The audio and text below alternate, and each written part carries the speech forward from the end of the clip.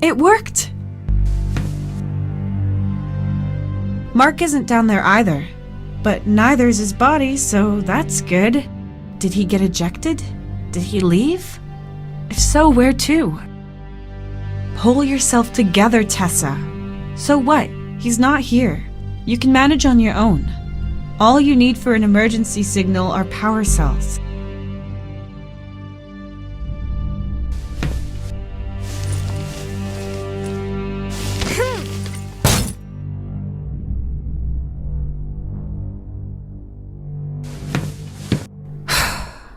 Okay, this is the last straw.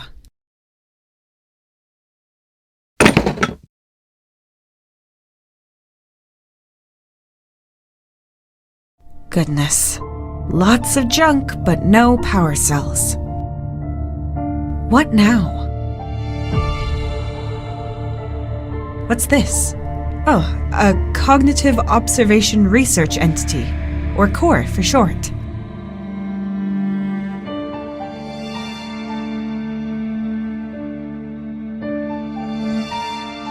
We use these things to reach places we can't get to ourselves. They can fly, scan, send data, and are equipped with a speech module. I need an ID card to activate the drone. Maybe it could help me out of this situation. And even if it can't, at least I'll have someone to talk to. Then I can complain to Core while I'm starving.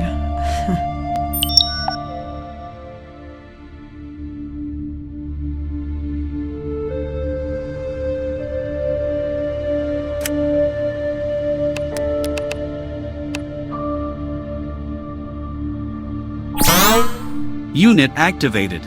Assigned to Melissa Luna, Explorer. Good day. Core ready to assist you, Miss Luna.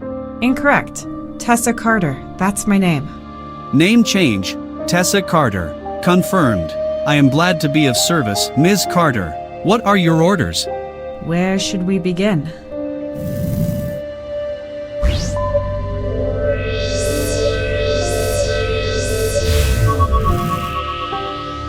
Nine leaks, 4 hull breaches, 2 broken beams, 14.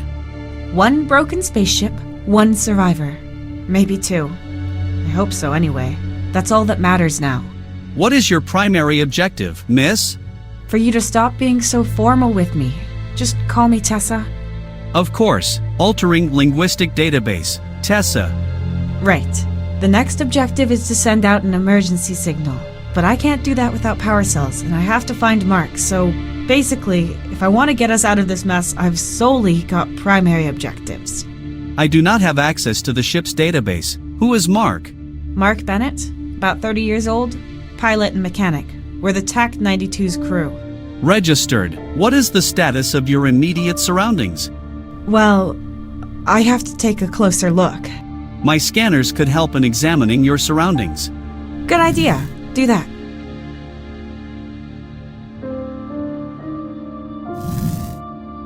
Nine leaks, 4 hull breaches. I know this thing's broken. I meant the surroundings. Let's just scan it outside. Confirmed.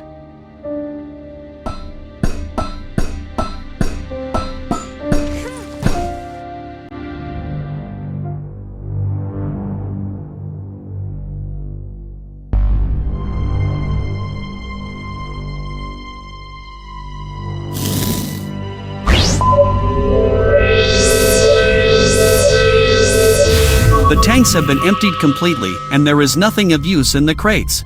Whatever we are going to find on the planet, we can probably store it here.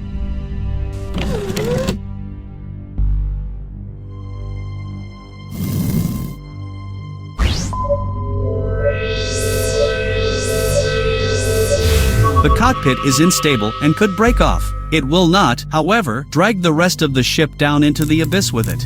At least as long as there is no tornado or earthquake. In that case, the TAC 92 would fly again. Core, please. Until it would crash on the bottom of the chasm.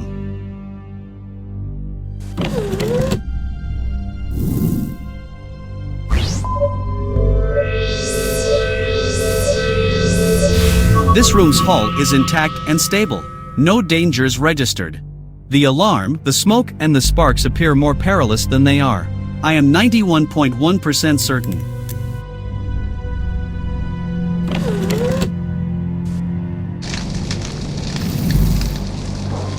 Analyzing atmosphere outside the ship. Result: similar to Earth's atmosphere. Breathable for humans. You can take off the helmet, Tessa. Good. I prefer it this way. Smells slightly burnt, but with the wind coming from over there, it kinda smells like stagnant water. Better than this canned air anyway.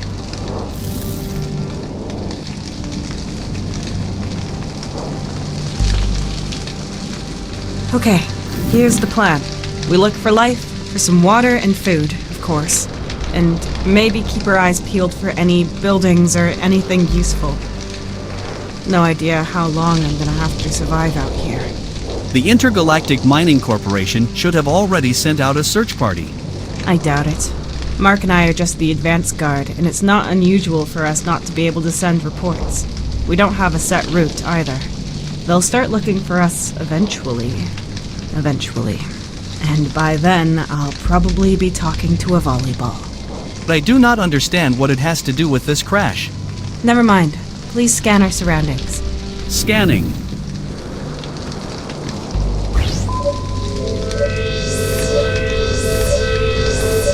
Scan complete.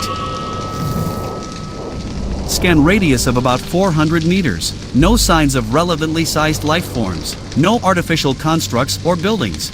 Relevantly sized? And what size is relevant to you?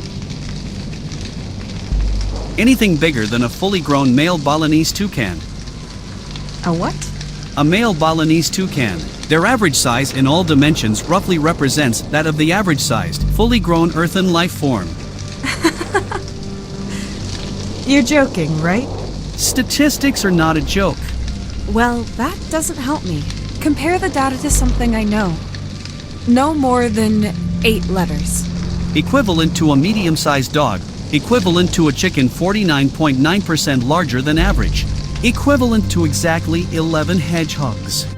To recap, a Balinese toucan is roughly the size of 1.5 chickens. Any more data?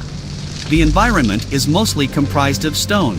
Water and simple flora can also be detected behind the landing zone. No signs of Mark?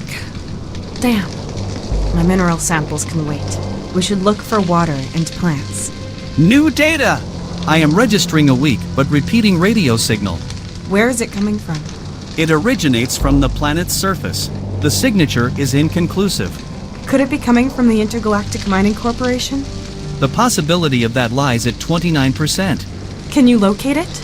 I can only ascertain a rough direction. To interpolate a position, we would have to get closer. I guess I don't really have a choice. Let's see what's behind it. Maybe it's a distress signal from Mark.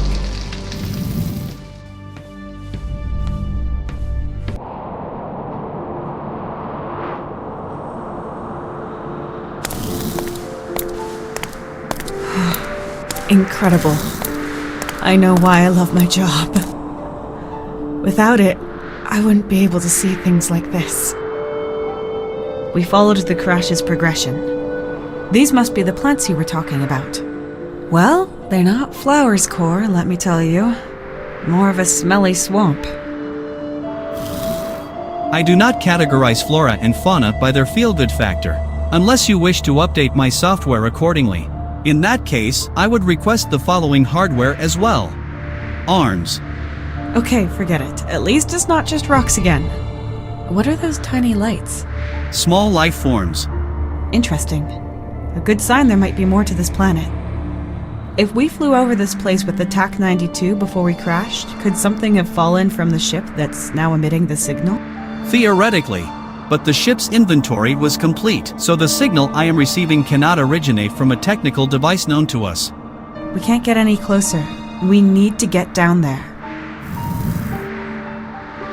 You could slide and climb down those rocks there, but they are quite steep and porous, so you could not get back up again. So a one-way ticket then.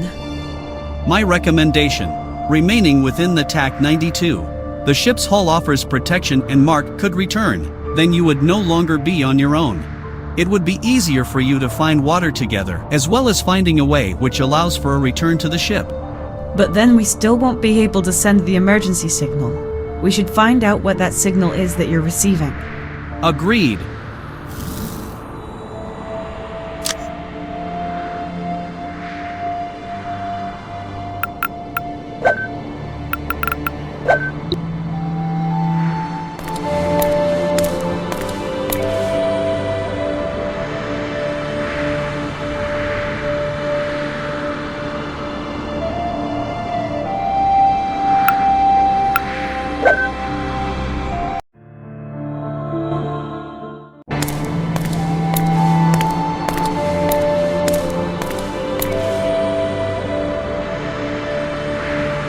Core, locate the signal and calculate the distance.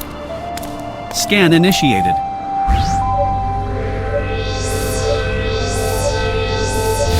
Signal detected. Calculating.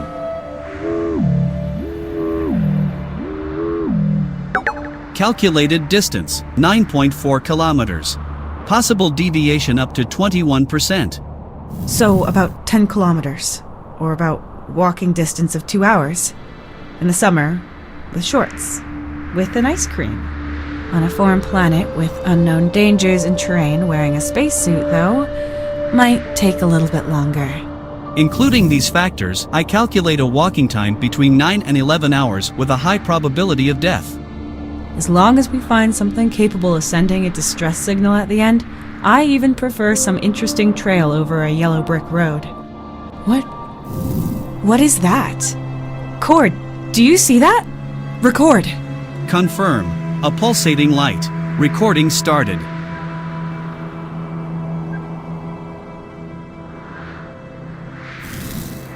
What was it? I could not detect any pattern and no repetition. It seemed to be completely random. And it came from the same direction as the signal. Okay, I've got to go there. Core, will the sun be setting anytime soon? In about 3 Earth hours. Compared to the Earth, days are slightly shorter here. However, so are the nights. I see. We'll spend the night on the ship and set out tomorrow. Information. There are about 3 to 4 days worth of sustenance readily available here for you, if you would like to wait for Mark.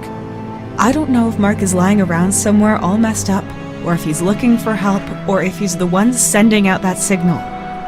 Even if I ration my supplies, they'll be gone at some point.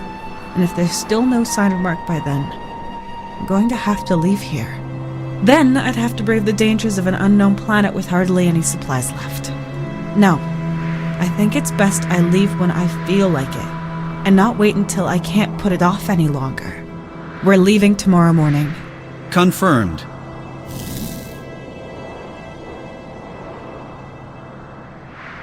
That light flashed somewhere over there. Might be some native civilization. We might find intelligent life. How exciting! You cannot tell what it is yet. It is too far away and the path leading you there might be dangerous. Yet my sensors read that your heart rate is increasing from excitement. Stuff like this is why I'm here, Core. Discovering things, even if it is just natural resources. I just wish I could have explored without an emergency.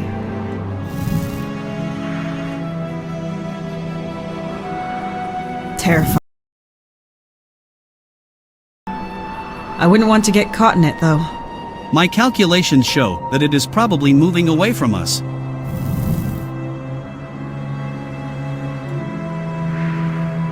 Crazy. A moldy swamp with spooky lights. Normally that would be something I should find scary or unpleasant, but right now I just feel happy. Plants mean life, water, and food. I shouldn't just drink the water or pick a fruit on the off chance it might be okay, though. And Core, please let me know if there's any dangerous creature approaching from behind a bush. I shall scan the number of teeth to assess the creature's danger level before it pounces on you. That's very kind of you.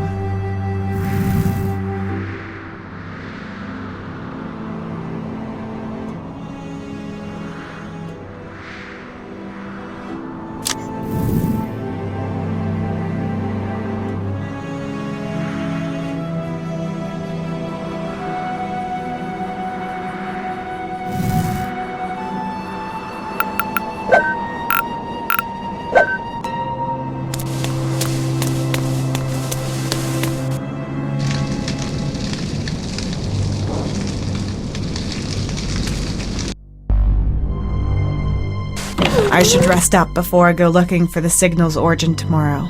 I can feel the exhaustion in my bones.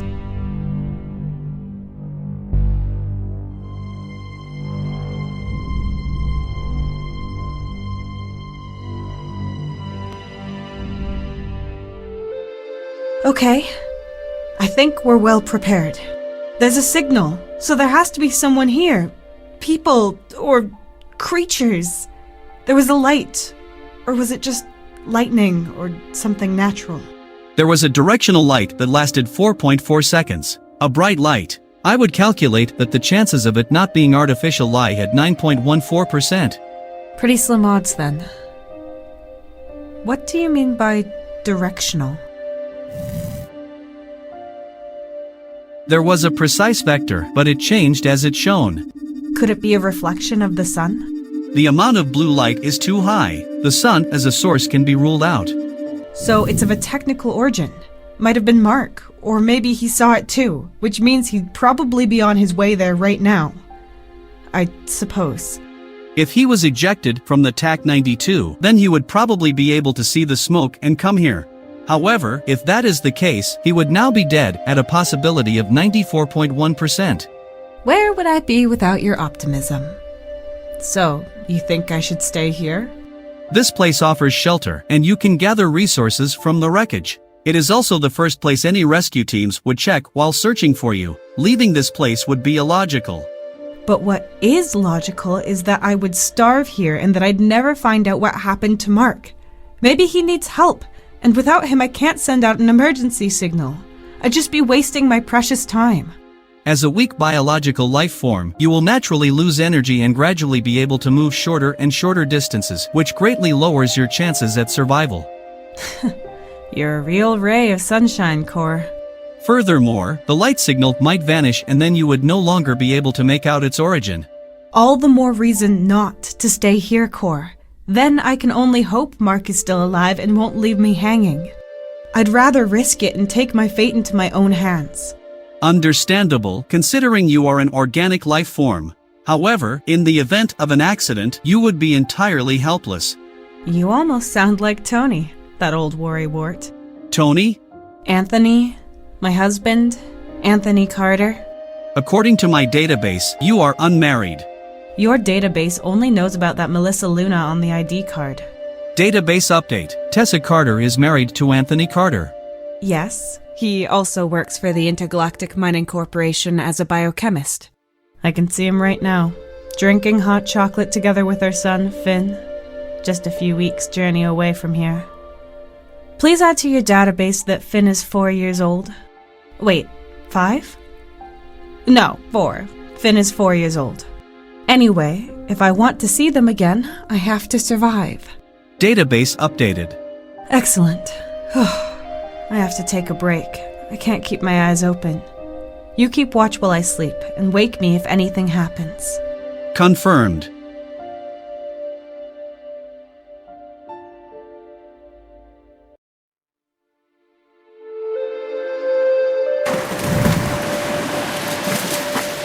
You wanted to tell me something? Yes, Mr. Bishop. He offered me a promotion. Hey, that's amazing! Congratulations, you really deserve it. Thank you, Tony. You hesitate.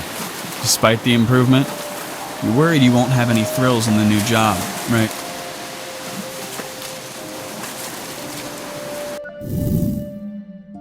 I understand.